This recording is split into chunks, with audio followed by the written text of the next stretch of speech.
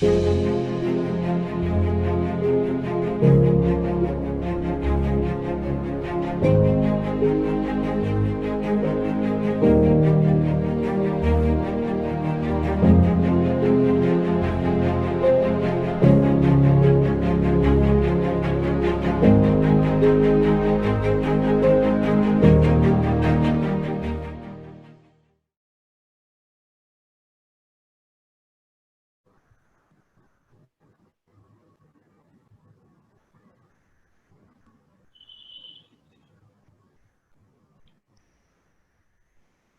hold on a minute. I'm not able to bring up my PowerPoint, which I had a minute ago. Okay, 1 minute.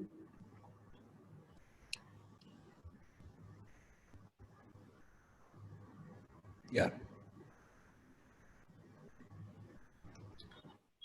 Can you see the PowerPoint now? Okay, great. Uh, I've been reflecting on what we're going through in the pandemic. And when we first got into it, everyone was thinking that how soon can we get out of it and return to normal?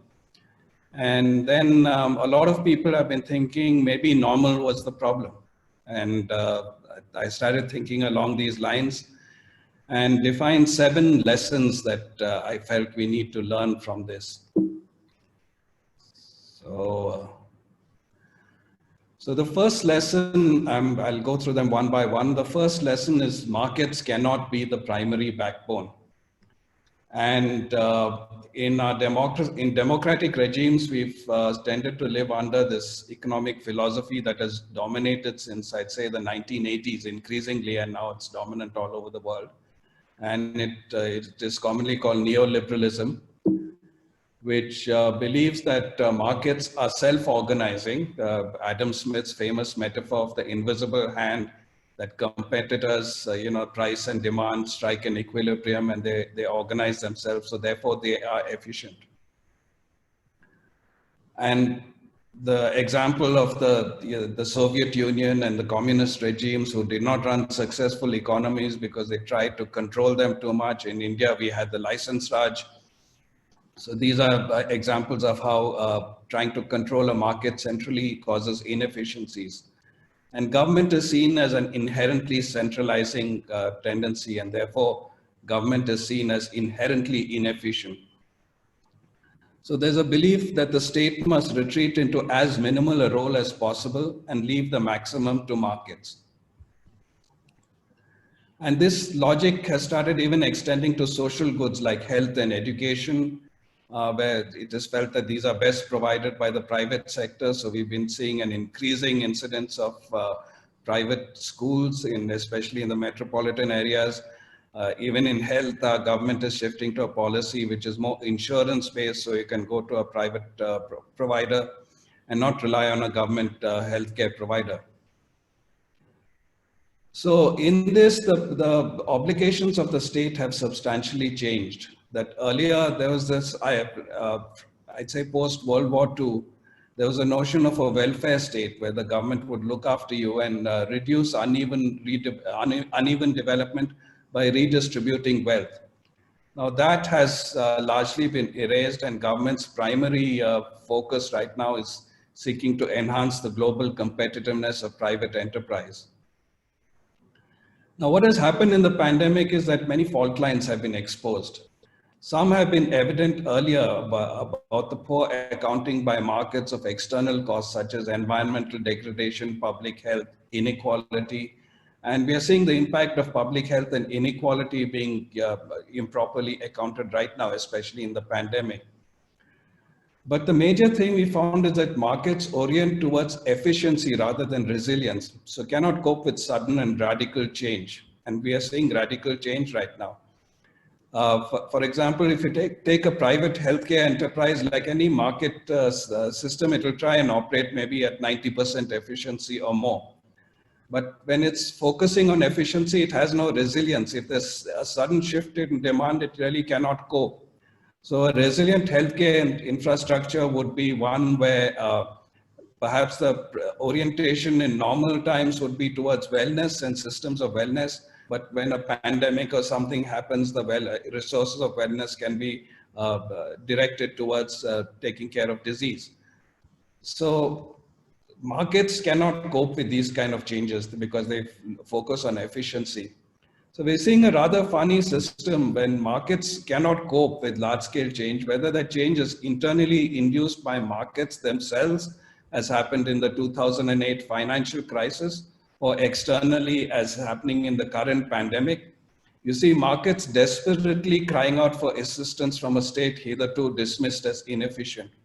So there's a hypocrisy that becomes evident that all this time the markets are saying, no, the state is inefficient, stay out of the way. And suddenly the markets are saying, no, you got to help us, you are the savior. And I think there's a fundamental text that was written in the 1940s by an economist called Karl Polanyi. I'm sorry, there's a mistake in the spelling there. Polanyi's, there are some parts of his argument which are a bit, open to criticism, but the thrust of his philosophical argument has not been refuted by economists, yet it has not been adopted into the mainstream. And the fundamental thing that he said, that markets have existed since time immemorial. It's just that the relationship with society has changed. And since the Industrial Revolution, we have made markets, society subordinate to markets. Earlier, markets were subordinate to society in all of history up to the Industrial Revolution. Now, this has caused some funny situations, and Polanyi says that this artificial inversion requires the creation of what he calls fictitious commodities. That is, components of the market are treated as though that's the way they naturally are. That's the inherent being. They're meant to constitute markets. And the fact that these are embedded in wider networks that are beyond markets it goes unrecognized. So land, for example, gets reduced to an asset, and its relationship with environment, with culture, with memory, with heritage, these things get lost by the wayside. Lives get reduced to labor. So if there is no demand for labor, lives go unrecognized by the system. Now, the artificialness of this inversion, Polanyi said, has caused what he called a double movement. There's the first movement, which is this artificial inversion of making society subordinate to markets. But that provokes a counter movement of social protectionism, which starts interfering with the way markets operate. And that's what we see as politics today. There's no such thing as the public interest. They're just competing private claims to define the public interest. So this myth of the efficiency of markets happening on their own, actually it doesn't work, because you get these counter movements of social protectionism. Now, this is not to say that there is no role for free markets. We can leverage their energy, and it is a mistake to control markets too much, but we must contextualize them so that they are subordinate to society. Now, the markets are defended saying that they're self-organizing, and that's why they're efficient. But it doesn't mean that the principles of self-organization can only be applied to markets. This can also be applied to social and political realms, which can be achieved by decentralizing autonomy and governance. And I'll talk more about this later on. But what should form the new backbone if it's not markets? And I think it's useful to look at what we have had to do to respond to this pandemic, and maybe not effectively everywhere, but that's what we really need. One is we need resilient, localized infrastructures of care. How do you care for people? How do you offer them public health? How can you deliver that to them so it reaches them? You need a high degree of citizen engagement and participation. If citizens, you keep hearing every day, if we don't cooperate with sanitation measures, with social distancing, we're not going to fight this. So you have to involve citizens in it, otherwise it doesn't work. You need expertise, but that expertise should function under conditions of high transparency and accountability. And all this has to happen under the stewardship of the state, where maximizing public health and welfare is the primary concern. So states which have really focused on these principles have done well in dealing with this pandemic, and states that have not done so well. But this is the backbone that we have had to rely on when we are in a crisis, and we should think about the fact that it shouldn't just be a crisis mechanism. We should do this all the time.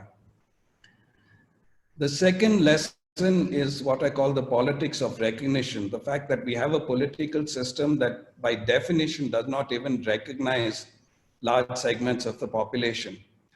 And I discovered this in my own field of urban design when I started looking at the economics of a land use plan. And I found that because we have distorted land markets, which are distorted by corruption, by bureaucratic opacity and a host of other factors, prices get shifted to the point that they bear no relation with median incomes.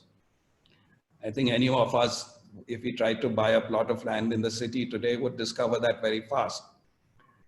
Now, what happens is, even if you, let alone the capital value of purchase of land, any economic transaction that results from these high land values, if you compare that to median incomes broken up by quintile, you find somewhere between 40% and 60% of the population cannot afford to officially locate themselves on a land use plan.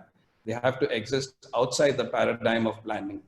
Now, this is a huge number, and it's actually quite mind-boggling that we run a planning paradigm which is not recognizing half the population, but that's the way it is because we don't think about the politics of recognition. So this failure has led to an increasing incidence of what has been called the precariat, which puts the words precarious and proletariat together. That is, people who need a daily wage in order to eat, have no social protection, no social benefits through their employment, are struggling to just keep body and soul alive. And this number has just been increasing, especially in the last couple of decades. Now, one of the things that the pandemic has revealed is that we cannot disregard the precariat behind this does not affect me blinkers, because we find that work that we wanted to happen has collapsed. I mean, real estate developers suddenly find that their construction sites cannot operate anymore. Urban services have been dependent on migrant workers. In fact, people who would be kept on the rolls of the city to clean the streets, now that is outsourced to labor contractors who hire the same people under more precarious employment terms. And a lot of these people have just left. So because they live with family who are suddenly have lost their own means of survival, they have to go back to their own kinship structures for protection. So they've left. So a lot of work collapses. But the other thing that we found is that a virus does not respect class, caste, or geography. So if you put these people into vulnerable situations, it affects all of us. So how the elite is actually impacted by all of this, except we don't realize it. And I'll just give two cases in India to show how the elite is also impacted. One is the lockdown, because the system was not designed to recognize the presence of migrant labor. So it did not even conceive that as soon as a lockdown was created, these people with no social safety net had no chance to no choice but to go back to their village where their family structures could protect them. So the lockdown, which is supposed to contain the movement of people and thereby contain the virus, suddenly it becomes counterproductive. It sort of provokes a huge mass of people moving all over, and the infection has spread. So the impact of the lockdown in India has been extremely far less effective than lockdowns in other countries. On a more day-to-day basis, the failure of the land use plan that I spoke about, that 50% of the population has to survive outside master planning. And actually, we have to remember that the urban poor have survived because of the failure of master planning, because it's weak and both in ideation and implementation. So it's given them space for the systems of tenure that allow them to survive.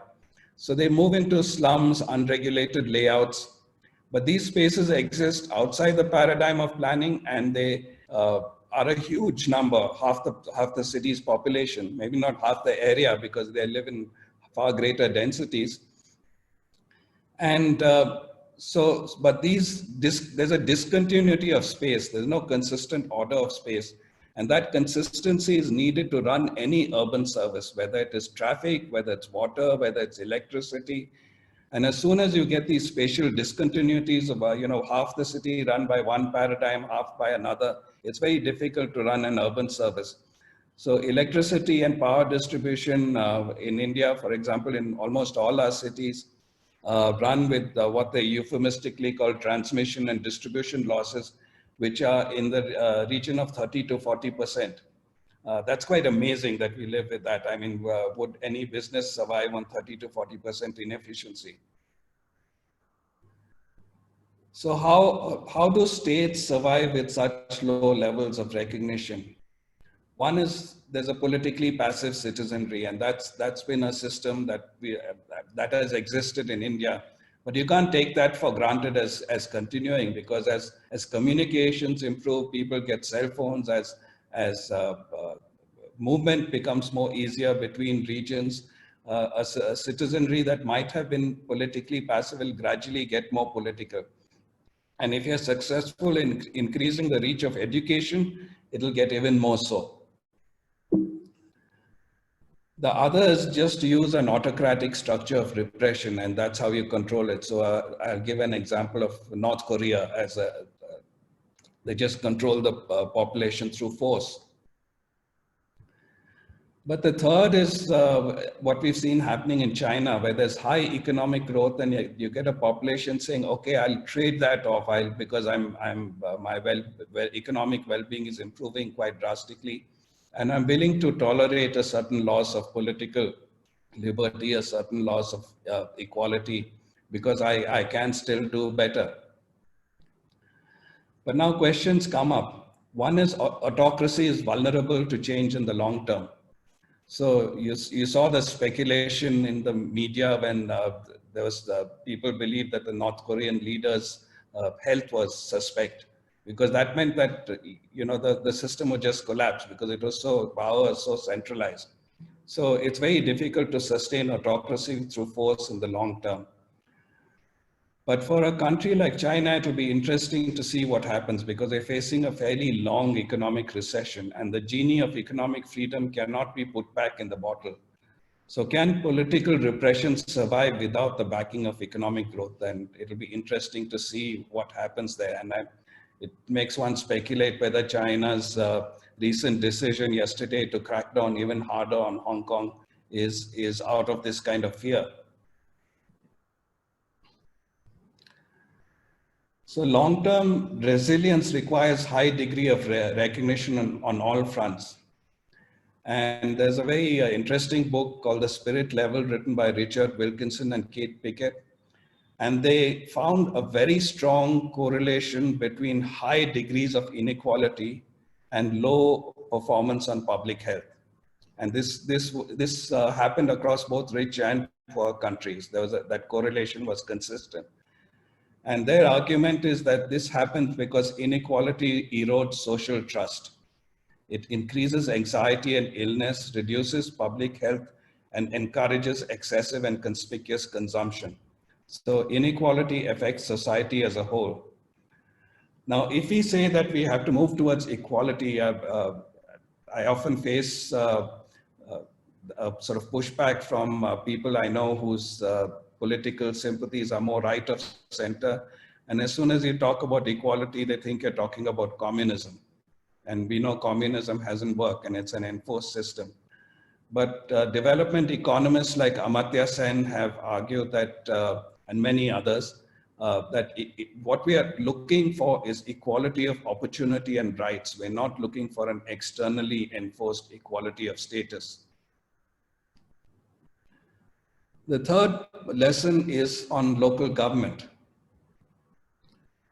And that's another thing that we found in the pandemic. How do you deal with it? If you want to test, it has to be done through a local action. If you want to find out which are the high infection zones, which are the low infection zone, you have to find out through local action. And we saw the interesting argument recently between the Bangalore municipality and the central government, the central government had declared all of Bangalore as a red district. And the BBMP put out a map which showed that the red districts are confined to specific zones in the city. And they said, if you declare the whole city as a red district, we'll have to stretch resources so thin that we will not be able to take action where it is most needed. So you need to categorize zones on the basis of wards and not on a district as a whole. Or even healthcare delivery has depended on local action. So eventually you need local action to deal with complex situations. And what we need is actually the principle of what's called the principle of subsidiarity, which recognizes that there are hierarchical structures of governance. So you might have the municipality or a panchayat, you might have then the state, and then you have the center. And even within the state, there might be districts, so taluks, the different categories.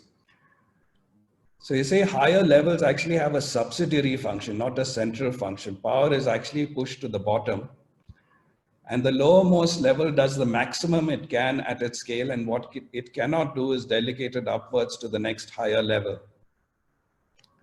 So this is a bottom-up delegation instead of the top-down model that currently prevails. So if you look at it in urban governance, for example, perhaps at the ward level, you can most effectively deal with public health, you can deal with urban design, you can deal with waste management and things like that. But obviously at a ward level, you can't deal with a mass transit system. You have to delegate that to the next level upwards. But what you have to do in this is to keep information open and flowing across levels with high degrees of transparency and accountability. This principle actually came from the Catholic Church, which I'm not claiming that it's a perfect operation, but it's been able to manage a global empire with just 5 or 6 levels in the hierarchy. So where it has been applied, it has been done effectively, but what prevails right now is a top-down model. Then our relationship with nature has to be harmonious. And there's an economist called Kate Raworth who has been putting forward this philosophy of what she calls donut economics. And the thing she points out is that we have an economy that must grow whether or not we thrive, when we actually need an economy that makes us thrive whether or not it grows. So she proposes this model of a donut where inside the whole set of social indicators, whether it's political voice, gender equality, health, water, food, and outside the donut is a whole lot of ecological factors of the planetary level, ecological factors. And she says you measure each of these indicators as a spoke on the donut, and the inner ring of the donut is a social foundation below which it doesn't fall. So you know there's a shortfall. And the outer ring of the donut is an ecological ceiling that you must not cross. And you manage all of your economic indicators with this donut model. There's a fair amount, this is a recent proposition, and I think there's a fair amount of research that is needed in the methods and protocols by which this model can be implemented.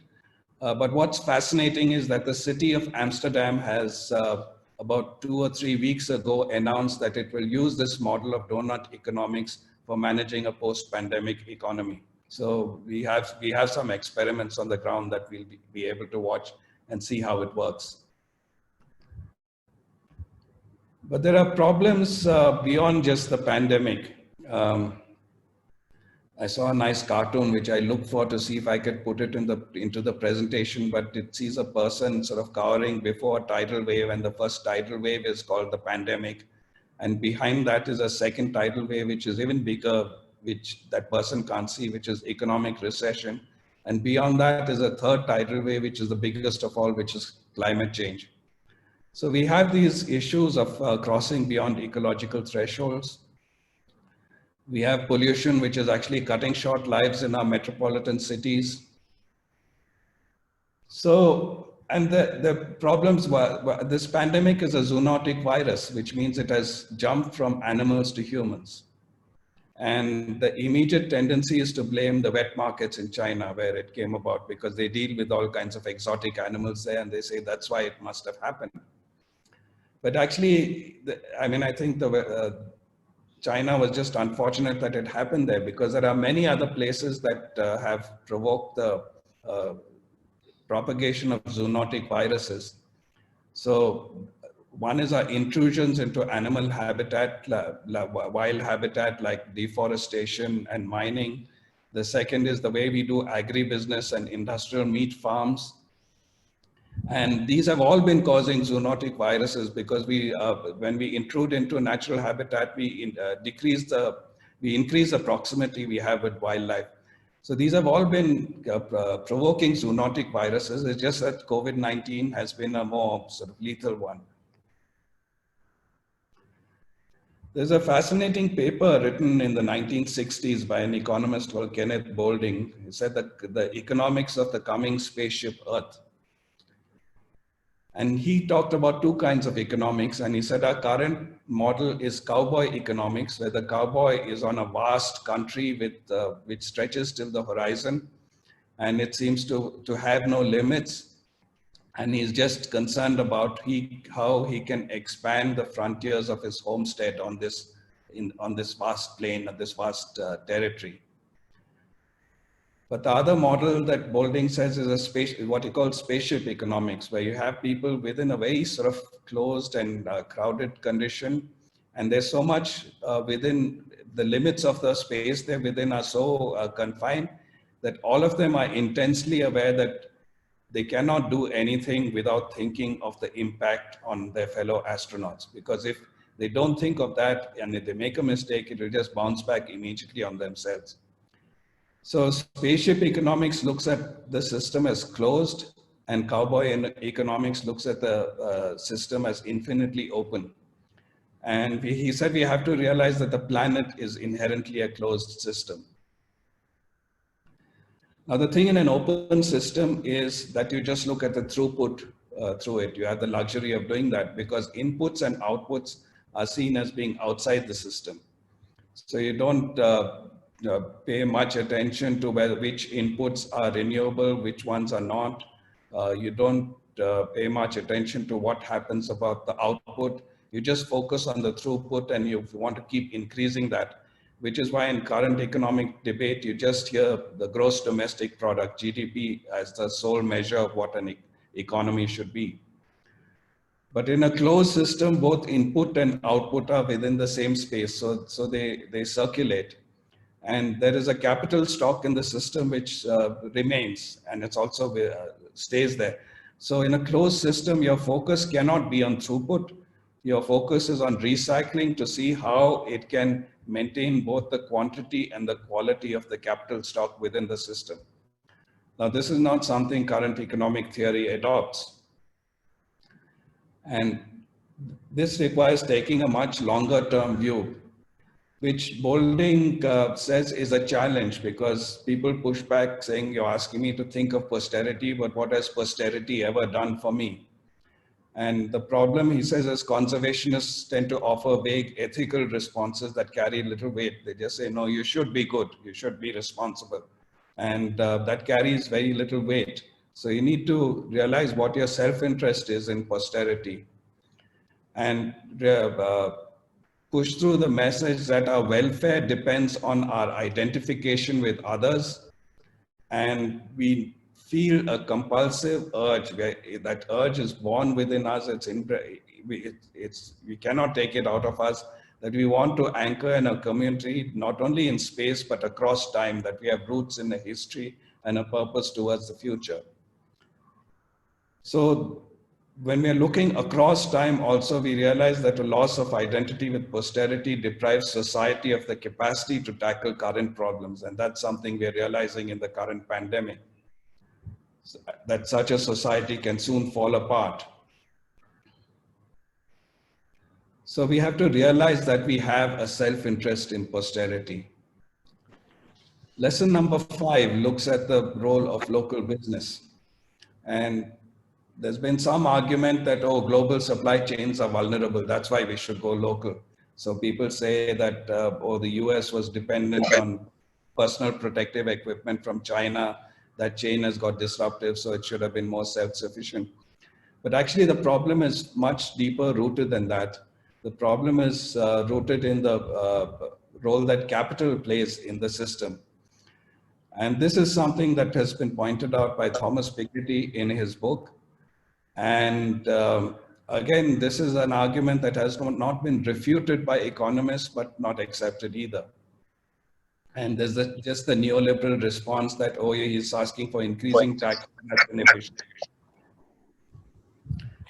And what Piketty argues is that the inherent thing in modern economies is that the rate of return on capital tends to be higher than the rate of economic growth. So that means that people who own capital will benefit more than people who are just dependent on economic activity. So this increases inequality over time. And I've told you earlier about the problems that inequality poses on public health.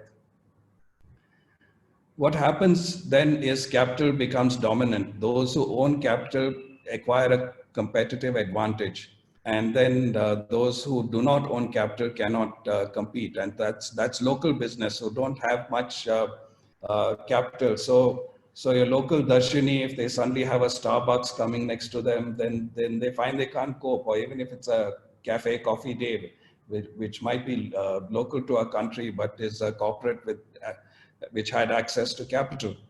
So suddenly the local businesses cannot compete because they don't have an advantage of capital. And we have an economy that is weighted to advantage those who have capital.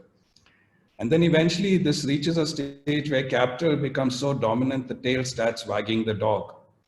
So for example, in global currency exchanges, if you look at the numbers in the 1970s or 1980s, about 80% of the exchange was tied to the real world economy of moving goods, services, and people across national borders.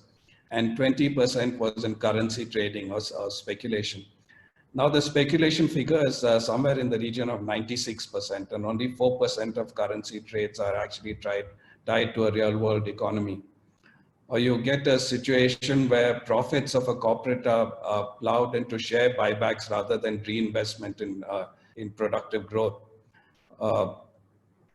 So you get a lot of these cases where the tail has started actually wagging the dog, and the world is moving towards speculative capital rather than economy of actual face-to-face exchanges and transactions. Now, local business is actually better tuned to the nuances of regional culture and ecology and circulates value within the community rather than sucking it out the way large corporates do. And often large corporates put their headquarters in tax havens, so they don't even give taxes back to the community. Now, this is not to say that we shouldn't have large business. There are cases where large business can play a constructive role, but perhaps the principle of subsidiarity should come into economic policy about how we manage and support business. So moving to the sixth, and now I'm shifting from a general systemic front to a more sort of personal front in the sixth and seventh lessons.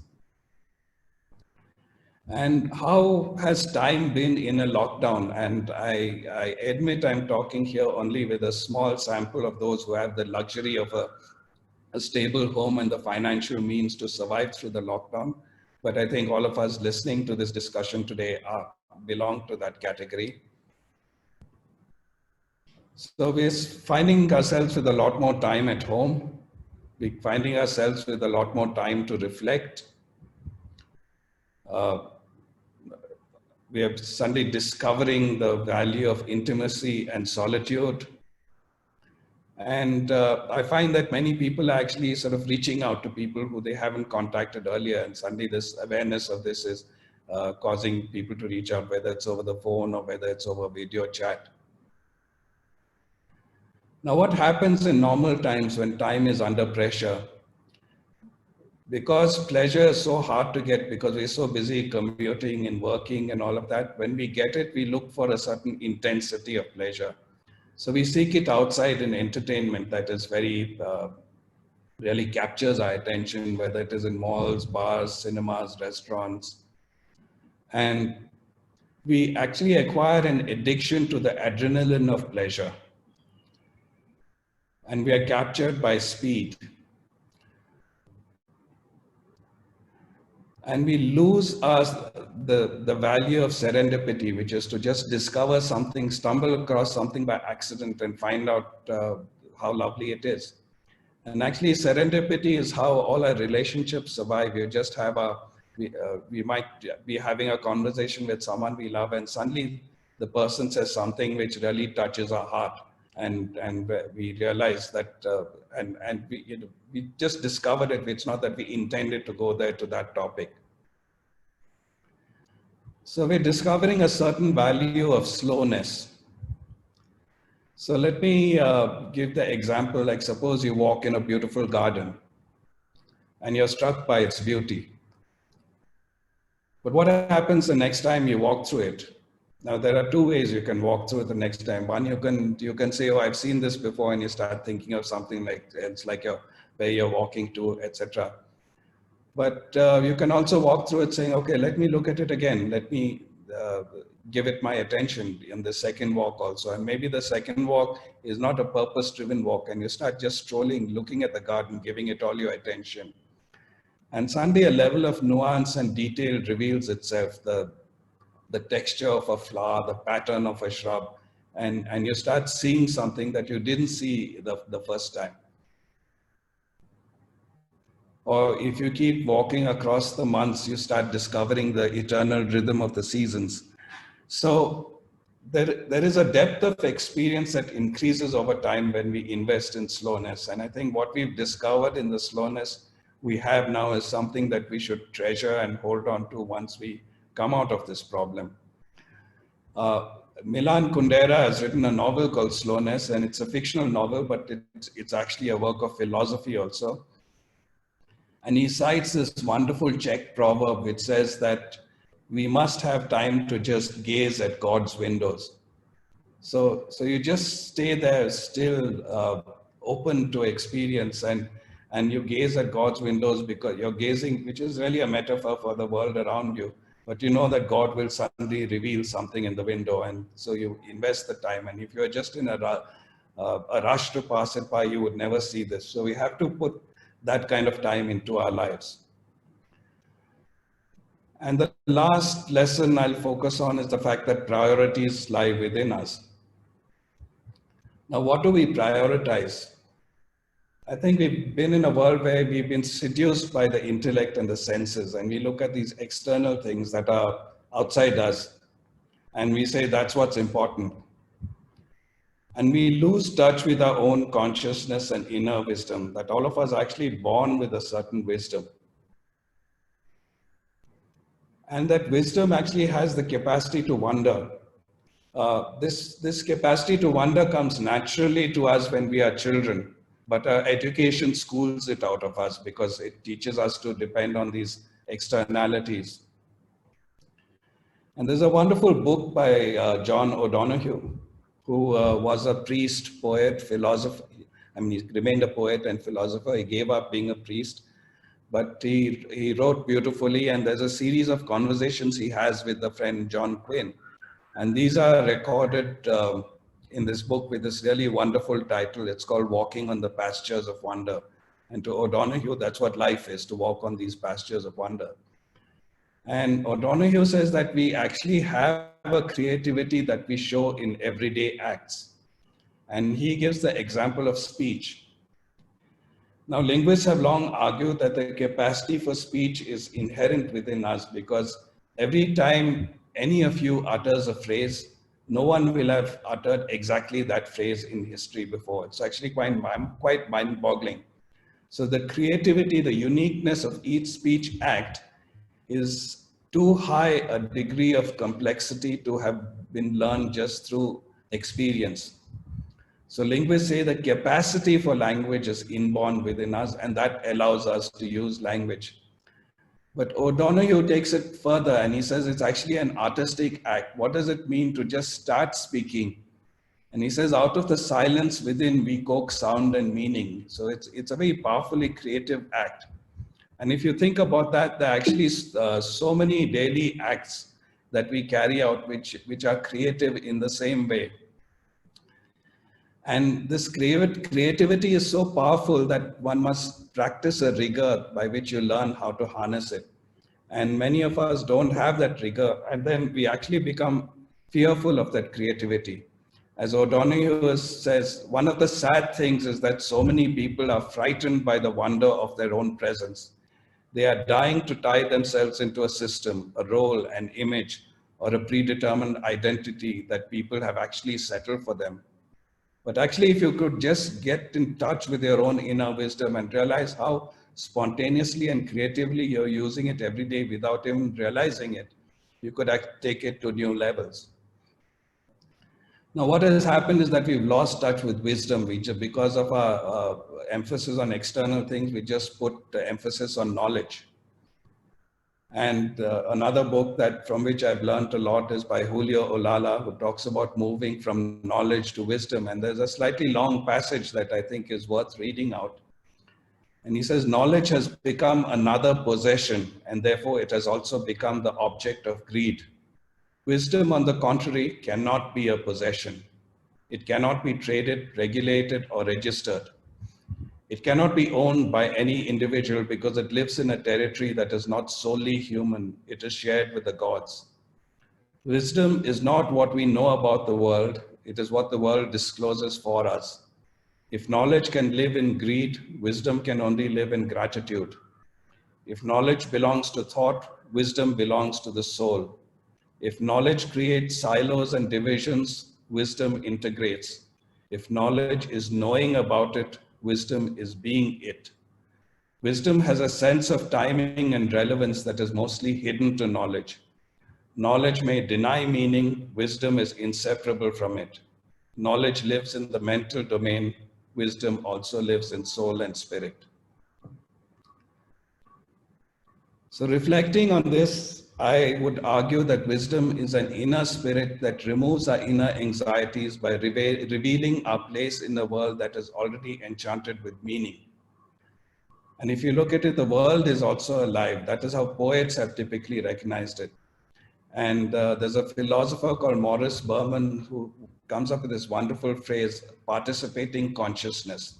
He says our ancestors had that capacity that they looked at their consciousness as something that participates in a world that is bigger than them, and that world has its own consciousness. A modern education system trains us to believe in an ego-based consciousness rather than a participating consciousness. And wisdom is something we can never adequately articulate in words and concepts. So we can only deploy our consciousness to embody it in our daily practices and in our arts and music. So wisdom shows itself in how you live and not in what you say. And a political economy that has no recognition of wisdom will distort us into false myths that do not resonate with our inner being. We might think that this is a very idealistic thing to think about. It's fine as a statement by philosophers. It's very hard to achieve. But we don't realize that it has been demonstrated to us about how it can be achieved in the political realm. And I think that's a lesson we are yet to adequately learn from Gandhi. His articulation of the notion of Swaraj, the word derived from Swa, which means self, and Raj, which means rule. So it talks about an autonomy of the self, and not just an autonomy in terms of whimsical sort of individualism, but actually something sacred that all of us are born with, but have the capacity to uniquely express. And what we seek to do is take that sacred ability and put it out into the public realm to share it with others. And he's realized that's a difficult thing to do. So you actually have to come to terms with the truth of that inner Swaraj and hold on to it firmly when you take it out into the public realm. And that movement is the true meaning of Satyagraha. It means to hold insistently to the truth. It doesn't mean, it's typically taken as a term which just means civil disobedience. That's not what it meant. It's because of the way Gandhi understood the sacredness of Swaraj. And Gandhi didn't believe in secularism in the European tradition of the term, which says keep the sacred and the secular apart. For him, everybody was inherently sacred. but we had to respect the unique autonomy of that sacredness in each person. And that's the way we should live. So I think that's a lesson that we really need to reflect on. Thank you.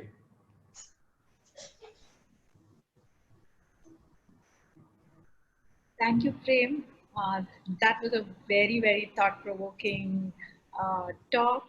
Many of your points have been resonating with us since the time we read your article, and this kind of um, helped absorb that article a little more in depth, and I'm sure a lot more reading and rereading of many of the things that you have suggested, especially the books that you have suggested, I think will really help us go a long way. Uh, I have one question before we take the questions from the participants. So when we talk about local governance, yes, you did mention that a lot of it is within the power of the wards and the ward committees and uh, health, waste, public parks, everything is within the power of the ward. But given that we have never really implemented the decentralized way of planning, and in fact, the last 20 years, we've seen a lot more parastatals come up. And these parastatals have completely taken away the little power or voice we had towards our own planning. So in the last few weeks, I've been reading a whole lot of things, and I just read that, you know, in Seattle, the mayor of Seattle has opened up 20 miles of streets and public spaces all over, and she has freed it from traffic, saying that, you know, people need this space right now as a public health need, and she has called it Stay Healthy Streets. Whereas we are very, very far away from that. So, do you think that this pandemic will help us all rethink about these parastatals and perhaps build a momentum to wind them up or restructure them so that the power of planning, the power of decision making of our own neighborhoods is with the people and not with the parastatals? I would hope so, but I cannot be sure it is so. At least one thing that is useful in this pandemic is people have become aware that, you know, the welfare of the migrant, the domestic help actually impacts on our welfare, and we need to keep those things in mind. So some sensitivity has increased.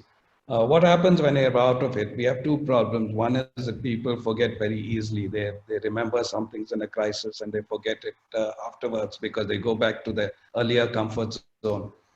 The other thing is there is a huge vested interest in the existing structures of power. The problem we have had so far is that one is you Bhargavi, are well aware of the history that we didn't have a constitutional recognition to local government, and that came in only in the early 1990s. And the amendments that came were very broad, and it was a rather strange thing to do because in the preamble to the act. Not preamble, but in a document that was put out about this act, it was mentioned that the problem with local government is that the interference by state government was too high.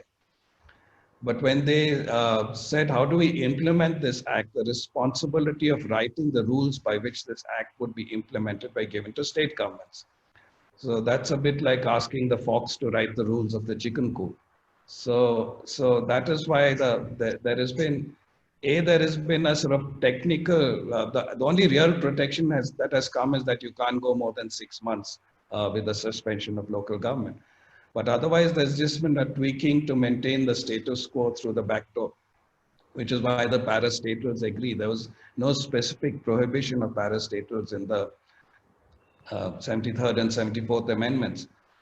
So those things have continued. There is also public consciousness we need to build on of how communities are creative and come together. How is this a city creative? It's actually by people sort of leveraging economies of scale, density, association to come together and look at creative innovation for improving their lives. And actually, settlements have a life. This creativity can also happen in the village if it's allowed to operate. But we don't have an imagination of that. The village we see as stuck in a time bomb which just repeats a tradition, and it's not seen as a creative entity, but it's seen where the authenticity of our culture and tradition is. And the city is just seen as a technical entity. The city as a form that encourages a kind of creativity is not perceived. So I think we need to start building an awareness of the potential of not local government, but just what citizen participation can achieve if we do this. Uh, I gave a talk about a week ago, not a talk, I participated in a panel discussion about a week ago on climate smart cities. And one of the things I mentioned was a book written by a sociologist called Ray Oldenburg, and he comes up with this wonderful term, third place. He says all of us have a first place of home, a second place of work, but we all need a third place where we go to build community. And that third place could be buildings like coffee houses or community halls. It could be landscapes like chowks and parks and playgrounds or maidans. But we need those third places. And because we see in the city as a technical entity, we don't create those third places. And there are a host of other economic factors also, like the way local businesses are getting wiped out in the current economic model, which is also causing a decline of third places. And we need to look at the spatial infrastructure we need to build community. And we need to articulate those kind of principles and get people worked up about realizing the importance of that. So in that sense, unless we do that, it's not going to change. I think Chomsky pointed out that throughout history, there's been no change that has been handed to us by government. Changes only come about through people's movements. So we have to look at how we politically organize. And there's some lessons that I feel we need to learn on how to do that. Thank you, Prem. So we have a bunch of questions here. I'll try and combine some of the questions that are kind of related. So we have Narendra, who's asking, is COVID-19 experience showing globalization and stress the Sorry, model? there's a dog also asking a question, so I didn't hear you. Yeah, so is COVID-19 experience shows a collapse of globalization, and does it stress the need for every country to adopt a model suitable to their own local conditions instead of intimating others blindly? And somewhat related question which says, has the COVID brought our borders closer home? There are instances where districts to even smaller apartments are getting ostracized. Yeah, there's potential in the COVID-19 pandemic, but there are also problems. It can be misused in a tendency towards nationalism, and nationalism comes up with this, tends to lead to more exclusionary communal constructs. So, so there are problems also. I think it will, what I'm hoping is that it will provoke a rethink on not to be anti-globalization, but to think at the form of globalization we need. To have international exchanges can be very productive, and to have international economies can also be very productive. But we need to think about, one is, as I said, the principle of subsidiarity, to start with a certain autonomy and empowerment. And the problem we have is that we have a system where the local confronts the global with an immediacy, where there's an asymmetry of power, where the local just cannot compete. We also have problems is that there are patterns of injustice that are perpetrated at a global level, for which there is no mechanism of justice at that level, no effective mechanism of justice at that level. I mean, which is available to people like you and me, although we might be that victim of injustice. So I hope it will cause a rethink of certain things like that. The problem is there's an easy knee-jerk reaction, which is to talk about nationalism, to talk about fundamentalism, and we will have to fight that. Then we have a question from Swaminathan. So he says, excellent presentation, really a positive lesson in these times of negativity. It's clear that an alternative to the current dominant economic slash development paradigm is needed. But can it evolve from this pandemic and overcome the current one? The present speed with which the rebooting of normal is being done gives very little hope that a new normal would be substantially different. So, what do we do to make a difference? We need to look at the politics by which we'll fight for positive change. And I think there are two things that the left has to learn in fighting for a more inclusive system. One is that we tend to look, when we start lobbying for change, we tend to move too quickly to the vertical relationship between citizen and state, and we start petitioning government, we start writing letters, we start organizing protests, etc. Now, you've got to remember there's an asymmetry of power where the odds are stacked against the citizens' favor.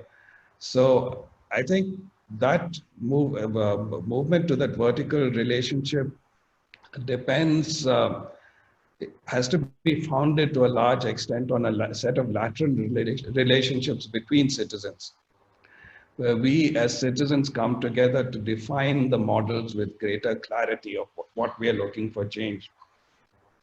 So like I said earlier, that if we have to argue about the city as a creative space, we have to find out a very clear way of doing this. And our strategy for doing this has to also be very clever. And that, in fact, that's I think another lesson that we can learn from Gandhi, because what's not adequately recognized about Gandhi is his capacity as a poet. Not in the literal sense of writing poetry, but in his capacity to transform the spirit of Swaraj into metaphors like the spinning wheel and salt. And these metaphors suddenly made the message more accessible, and they gave a sense of cohesiveness to what was actually quite a diverse set of movements. So I think that's the second lesson that the left has to learn, is in how it constructs the ideal of hope. The right has a very concrete definition. It's whether it is a sort of mythical and glorious past that will automatically come back if we remove an obstructive other. So there's a very clear message there. The left has tended to get bogged down into very complex discussions on rationality and argument. And I think we need to start deploying more poetic models of the way we articulate hope. So I don't think it's automatically going to happen. Nothing happens unless we work for it. But I think we need to look at these two strategies of strengthening lateral connections between citizens for action, and how we articulate the message of hope. Then we have a question from Joe Atiali of Center for Financial Accountability. So Joe says, yes, markets have failed, but in a situation where markets are integral to our lives, where governments promote them at the cost of public well-being, financial institutions arm twist the governments to open up more and more to the markets. How do you think we can wean away from this? I think we should use Polanyi's pointing out of fictitious commodities and express our presence that shows how fictitious these commodities are. So the fact that in fact that's one of the huge like I said, Polanyi's argument that lives get reduced to labor, and if there's no demand for labor, lives become invisible. And that's something the pandemic suddenly has thrown a whole set of lives into visibility. And actually they became more visible when they went further away from us. When they were right there living within our cities, we didn't see them. So I think we have to start working to expose and articulate these connections. And as I said, you have to get into the poetics of it, because it's not a rational argument. That these people exist. They have a beating heart. The blood flows in their veins. They're alive. And I mean, that's something that you should just feel, and we have to find a way of articulating that. So that we have to articulate the whole range of things that are just not captured by markets. Um, we have to become worked up about the fact that, for example, in urban planning, we have a planning paradigm that doesn't even recognize half the city. It's quite mind-boggling, but that's the way it is. So I'd say connecting back to that last point I made about the connecting to inner wisdom, a lot of it ties to what is happening within us. So it's that we have to start asking ourselves, what do we see? We've accepted a condition of normality where there is so much we don't see. So we have to start critiquing ourselves and then say, how do I articulate what I see, where I observe that other people are not seeing it, the people in power are not seeing it. So these are things that we have to. You can't just look at the system and critique it. You also have to critique yourself, and that's really important. We have two more questions that are somewhat related. So Giridhar says the sudden interest of the state in Swadeshi products seems a wee bit of surprise. Why is it we are so used to MNC products that it is so difficult for us to make a comfortable shift? And then Ravi says, moving to a local economy, how can local art and design traditions play a role? Okay.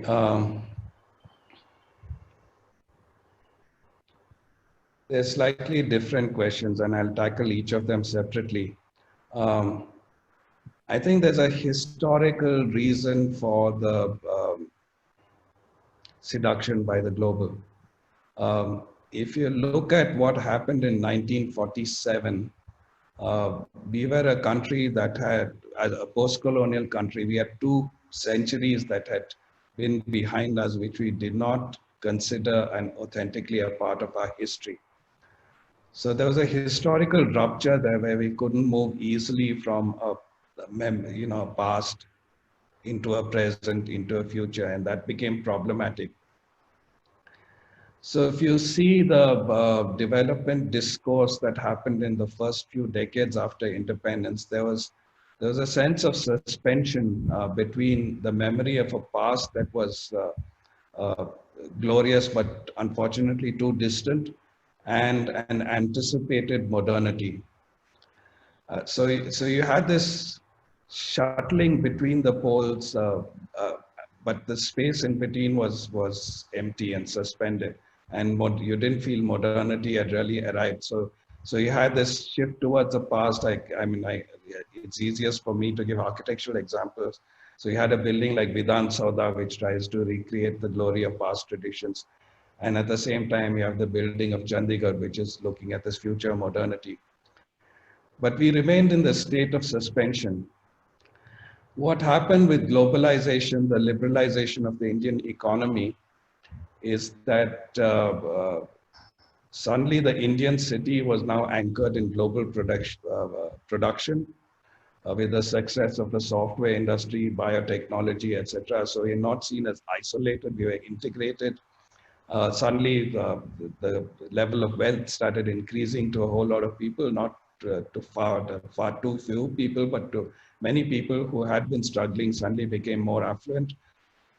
And there was suddenly a belief that we don't have to wait for modernity anymore, it has arrived. It was a belief largely in the metropolitan cities, but that began to dominate policy. because that's where the politicians are, the main politicians are. And so there's this sort of quick and simplistic equation that was done, which says that globalization equals modernity. And again, I saw it in architecture and the sort of fascination for imported materials like structural glazing and aluminum paneling, where you could get, you could plan anything you want, but you could quickly erect this facade which looked neat and clean and ordered and gave this imagery of the global city. And you can say that was modernity. And I mean, one also has to admit that you started getting a range of products you could not get earlier. So we all did benefit, but this quick equation that looks to the globe. So yeah, this weird paradox. I don't know how many of you are aware of it, but in somewhere in the mid 1960s, a delegation from Singapore visited Bangalore. Singapore had just become independent. A delegation from Singapore visited Bangalore to study how they could make Singapore more like Bangalore. And now we talk about Singapore as a paradigm or Shanghai as a paradigm that we should emulate because it's made this transition to a global city. So we associate globalization with modernity, and that's something we need to. Modernity has become something aesthetic rather than something ethical. The initial project of modernity was to recognize the freedom of individual will, which means you had to recognize everyone and you had to put people on an equal footing, which is why we started inventing democracy as a system. Uh, so it started off as an ethical project, but it has now become an aesthetic project. The second question about art and culture is that we've lost touch with the role of what art is. We tend to think of it as a luxury. That after if you've got your roti, kapda or makan, then if you have some money left over, you can indulge in art. So therefore we put art in sort of exclusive spaces like museums and galleries. But actually, if you look at Indian tradition, it's the societies who struggle for survival is most precarious, who are most embedded in art. Rural societies, tribal societies. Because, I mean, many of us, if we want Rangoli drawn at our doorstep during Diwali or some other festival, probably most of us have lost the skill, but our maid servant still has the skill, and we find that. So, because to those societies, they didn't delegate the understanding of the world to a specialist like a scientist. Art gave exactitude. It was a reference against the decay and messiness of the world, and you could measure who you were, what was the universe you lived in. So the Rangoli was a cosmic diagram that made sense to you. So art was a way. It was not the intention of the artist. It was a way of understanding the world. So I think we need to rethink that role of art. And I mean, it's a complex issue because the economic circumstances that allowed, for example, the traditional craftsmen to survive, the economic and social circumstances are not the same. And we need to look at how we can help those people transform. But we have to realize that art is a way of making sense of ourselves. That's what, if I gather art in my home, it's because I can every day look at it and think about who I am because I have this here. And I look at a painting on my wall and I sort of have a dialogue with it. And every day I become a different person and the painting becomes a different painting. So we have to develop that very personal relationship with art. We've lost that. I mean, it's sad that you look in schools when you're in kindergarten, art is seen as such a fundamental mode of learning. By the time you've reached middle school, you're asked to jettison that.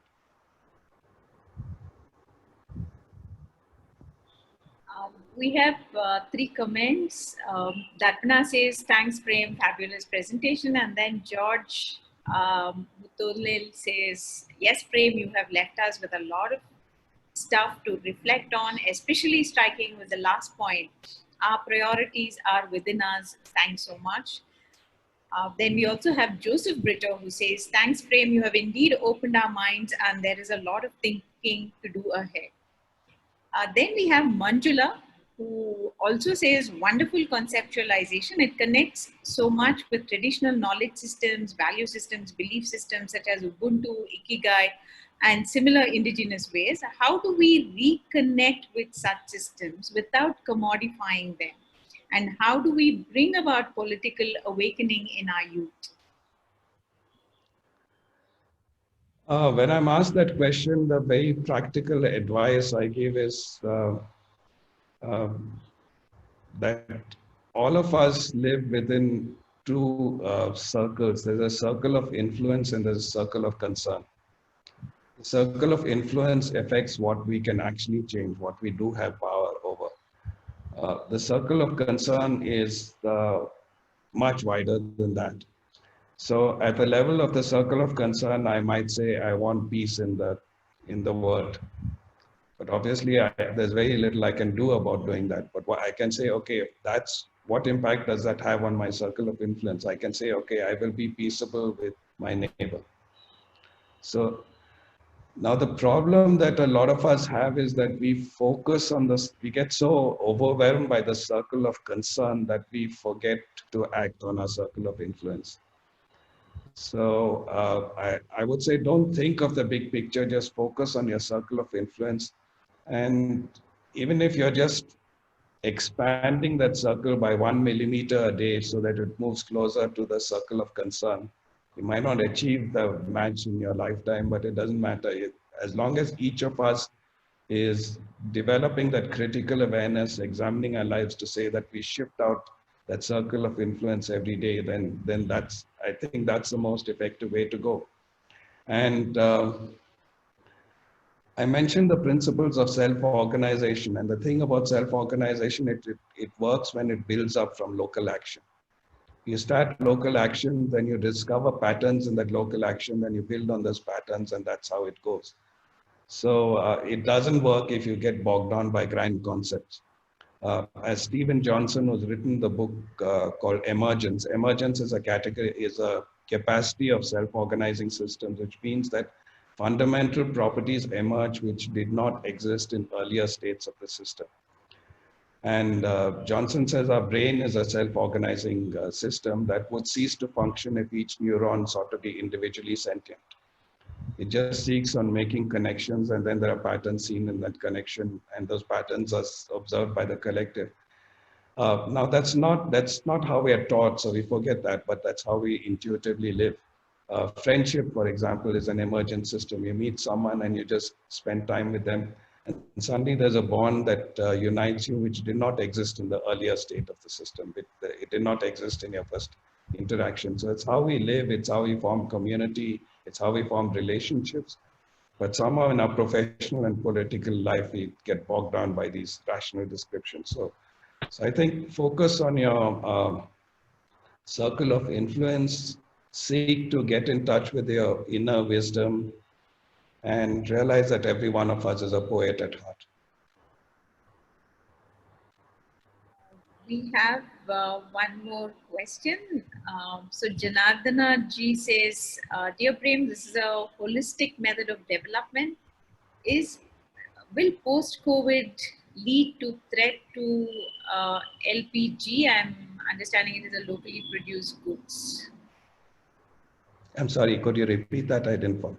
Yeah, it says it's a holistic method of development. Will post-COVID lead to a threat to LPG? The question says. Sorry, LPG means localization, privatization, and globalization. Okay. I wouldn't look at that as a either or thing. And if you're the local, the private, the global, I think each one of it has to have its place. But we just need to look at the interactions between them and to ensure that our own autonomy, our own sacred autonomy of our inner wisdom doesn't get suppressed by powerful forces. So we do need a certain amount of protection at the local level. But that doesn't mean we insulate ourselves from the global. You can't, the thing about, and I really feel we need to look at the principles of self-organization and complexity theory. There's a lot we could learn from there. And I think the pandemic also has taught us that in some ways, is that if you look at a protected system and if you look too much at local autonomy, the equivalent is, and there are there are very sort of destructive ways of looking at the local also. Communalism is a form of localization. We have to realize that. But what you start doing is when you start rigidly closing the local, it's like a human body that has lived so long in sterile conditions that the first time it moves into a contaminated atmosphere, it just dies. So obviously we have to expose ourselves to other things so that we build immunity. And I think that's the way we have to think. We have to realize that in order for our own survival, we have to learn how to live with someone who is completely different from us. So, so, so I would sort of admit the local, the private, the global, and everything, but I would like to see how one doesn't overwhelm and destroy the other. We have a few more comments. So Girish says a very different kind of presentation, very engaging, spiritual of sorts. Grateful, sir. Then we have Vindhya, who says such a wonderful discourse. Then Diti, who says, thank you for this wonderful, thought-provoking, interactive discussion. Chandavarkar's explanation about the ideology of globalization and what it is perceived at present is welcoming. Then Bhargavi says, such an inspiring and thought-provoking conversation. This has definitely opened up a whole other perspective of looking at the issues at hand. Thank you, sir.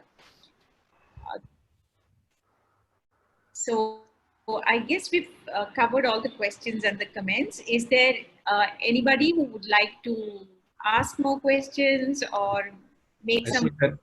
I see that Leo has raised his hand. Okay, Leo, please. I think, Prem, brilliant as usual and as expected. I think structurally you bring in a dimension which is, and in a very sort of grainy and textured manner, walked us through a variety of landscapes of transformations to finally what is the individual.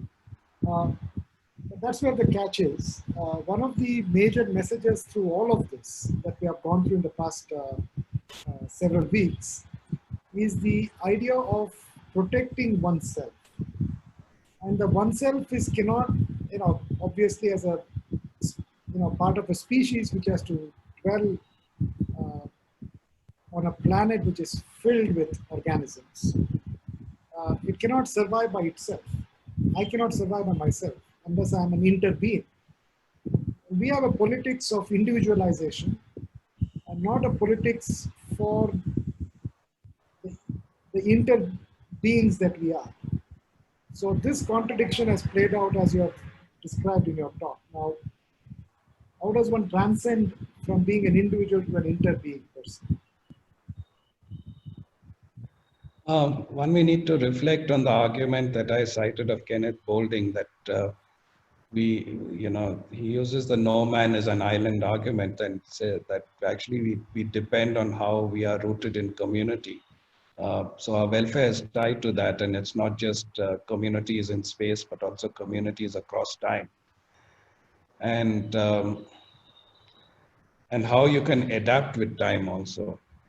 So I think we need to think of that argument a lot more critically and see how we can both argue it as a philosophy, but also live it as a practice. And as I mentioned before, a closed system is a vulnerable system. We need to realize that. Again, this is a point that Gandhi argued beautifully. Where, he says, I want the winds of from all directions to blow through my house. I will not be blown off my feet, but learning how to live with those winds was to him also a sense of renewal. I'm not saying that Gandhi was perfect in everything that he said. There are problematic things in his philosophy and his life also. But I think there's a lot of wisdom that we are yet to gain. So I don't have a sort of sweeping answer to that, just to say that these things are important and to chip away at a circle of influence to expand it, as I said earlier. Thank you. And I think this is the last question that we have here. Prajwal, would you like to ask yourself? Just go ahead and read it, maybe. So Prajwal Shastri, she says, in terms of starting at home, how realistic is it to hope for enterprises to look at a cap on salary ratio of top to bottom personnel? Top and bottom in quotes, of course.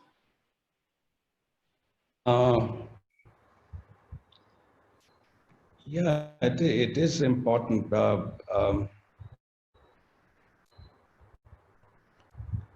There's a very interesting thesis by an economist called Ronald Coase, who won the 1936 Nobel Prize for Economics.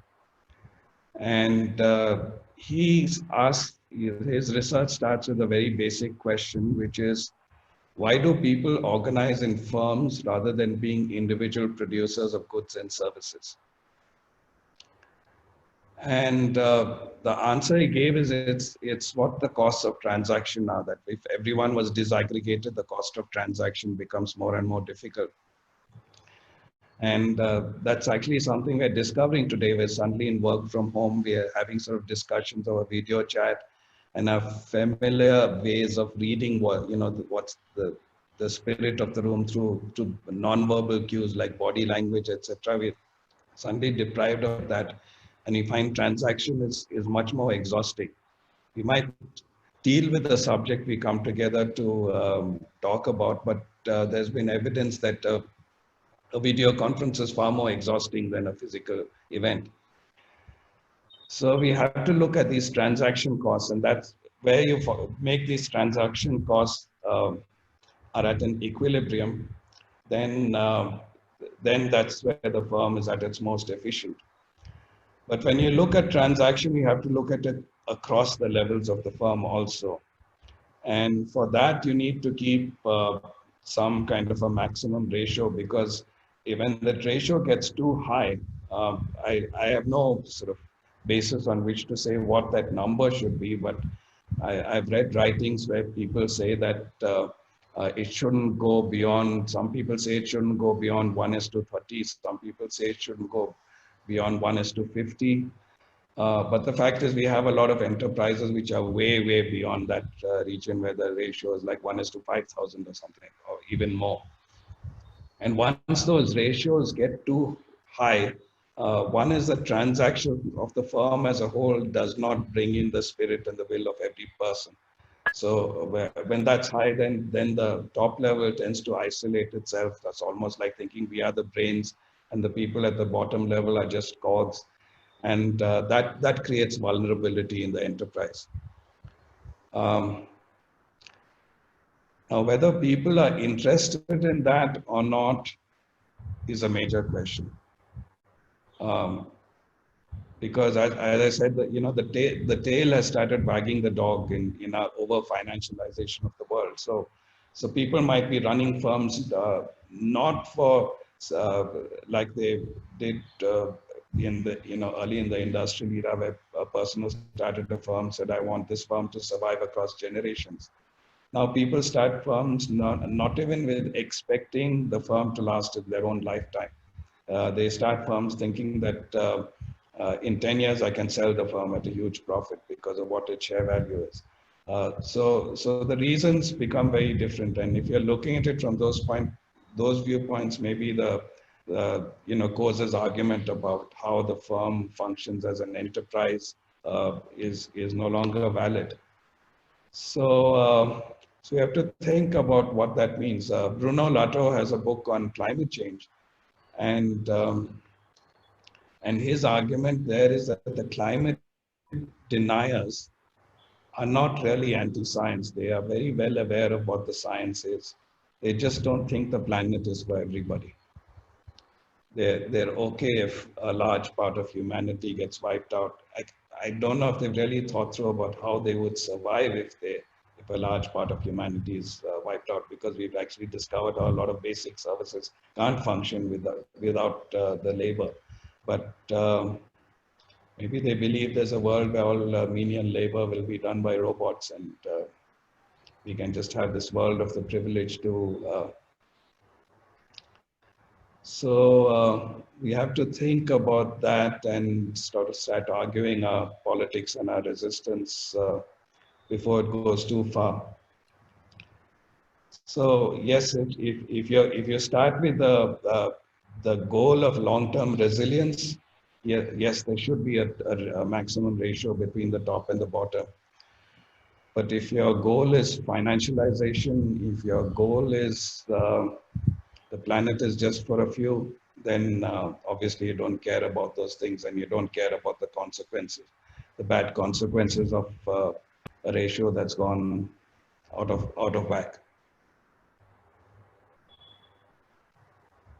Yeah, and Prajwal adds to that, saying that Ben and Jerry ice cream started with 5, Medha Patkar says start with 10, and Ashit Kotari implements 3 in Kalpavriksha. Okay, so with that, I guess we've come to the close of a very, very thought-provoking lecture, and we have a lot of takeaways. I personally can, I've made so much notes here from many things Prem mentioned.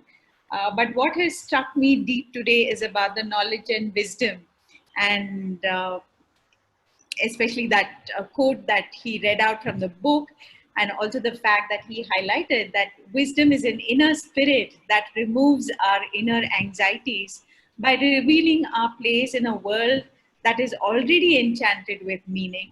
So this is like a huge takeaway for me, and I'm sure each of us have our own takeaways. Thank you so much, Prem, for that fantastic talk. And I'm sure it will keep us thinking through the weekend to start another week. Before we close, I thank all our participants, and I also thank Center for Financial Accountability for partnering with us in this endeavor. And before I close, probably Leo would like to make an announcement. I can just say that if anyone is interested in the text on which this talk is based, it's there on my blog on Medium. And then there's a slightly modified version, which I think is the better version, which was published by a digital journal, the India Forum, a current affairs journal. So you can look at the latest issue of the India Forum, or you can look at it on Medium if you want to revisit the text.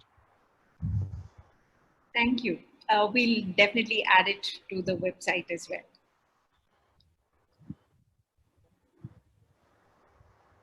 Leo, you have to unmute your mic. Yeah, so I was just saying, thank you very much. With your permission, we'll also share it on our website, that excellent essay that you wrote based on which you made this talk. Thank you. Yeah, I think Bhargavi has summed it well, that this was more than philosophical, it was poetic, it was refreshing in depressing times. So please keep writing, please keep talking, right? This type of... Thank you for having me. Yeah, thank you very much. So just a quick announcement of our next speaker is Odende Lubumba. He's a well-known African activist and part of the African Kenyan Land Alliance. And he is a person who's worked with the Maasai people and a variety of the communities across Kenya, Tanzania, and other regions of Africa in building a notion of a present without worrying of the future. So we're all the time building for the future, but he's built a present in a sense that helps us to realize why should we be so anxious about the future if we can get the present right. So he's going to be our next speaker next Friday, and I invite all of you, and please share the word on this. And excellent audience, thank you for staying with us throughout. More than 60 people stayed with us throughout the thing. But I know that this is being, and we had people from many continents today. We had people from South Africa.